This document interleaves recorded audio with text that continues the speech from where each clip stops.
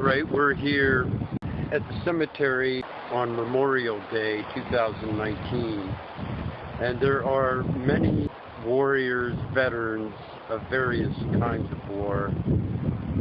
Right now we're speaking with Yusef Omowale. They're in the Illinois chapter of the Black Panther Party.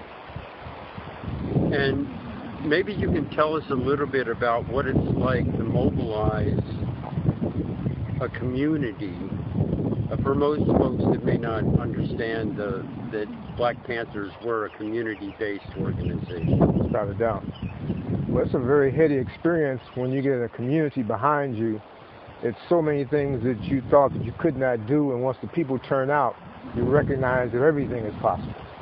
And so it was something that, that will support you spiritually, emotionally, physically, and allow you to go even further, to do even more things. So the progression from what was then to where we are now, it seems that everything is different, but nothing has changed. That's very true. I think every struggle goes through what they call the kind of doldrum periods where everything jumps back and people want to reevaluate and see where they are, and then you have young people come out without any historical perspective. But now I believe that we're catching back up again. I believe this generation now has really begun to take the front. I think about Standing Rock, Black Lives Matter, some other organizations, even some of the young people that have won seats in Congress now. Some really interesting things. So I think that we're getting back on the path to doing something about these injustices. One of the things that also seems that's happening is that the dominant culture, corporate elite, have waited out till some of the elders that were leading the issues have passed on. Yeah, that's possibly true. If not, then they just take them out. Well, and yeah. I think that's some of the experience that you folks have had. Yeah, it's even amazing being able to chuckle about that, but you kind of begin to accept it as a fact of life in this society. That I think people have to prepare themselves. I know in my experience they have.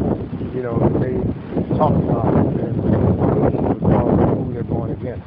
But you can't let that deter you. You can't let that stop you from doing what you have to do. And eventually, I think everybody's going to have to get back out in the streets anyway. Once we stop this economy, once we shut it down, once we block it up, they'll have to pay attention and have to make some changes. Although there's going to be some sacrifices, I hope everybody is ready for that.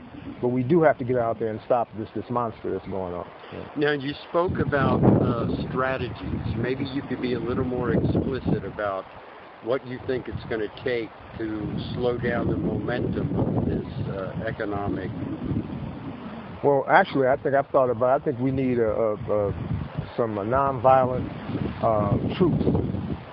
300 or 400 people are ready at a moment's notice, shock troops to arrive somewhere and shut it down.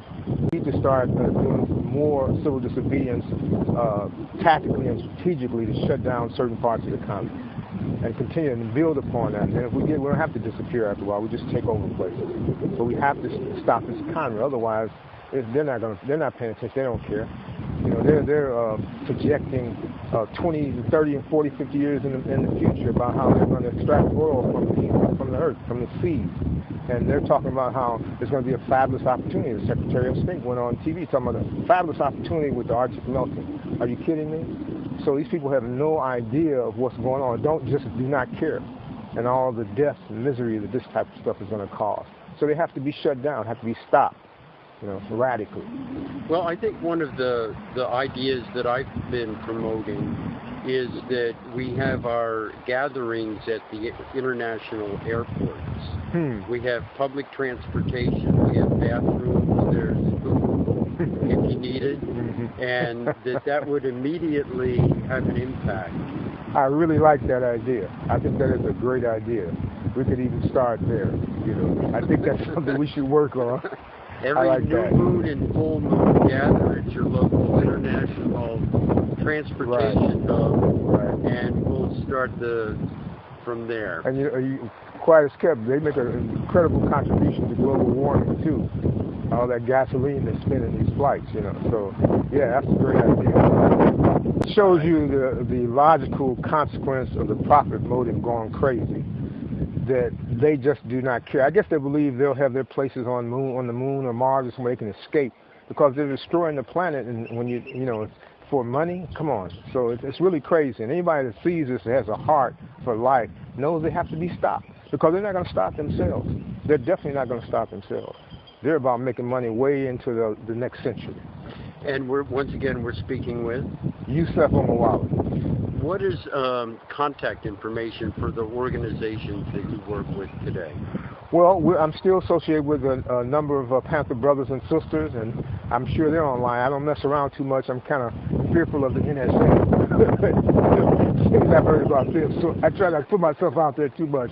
But I'm sure we have our websites, and you can contact any of the brothers and sisters through that medium. All right. Thank you. Power to the people.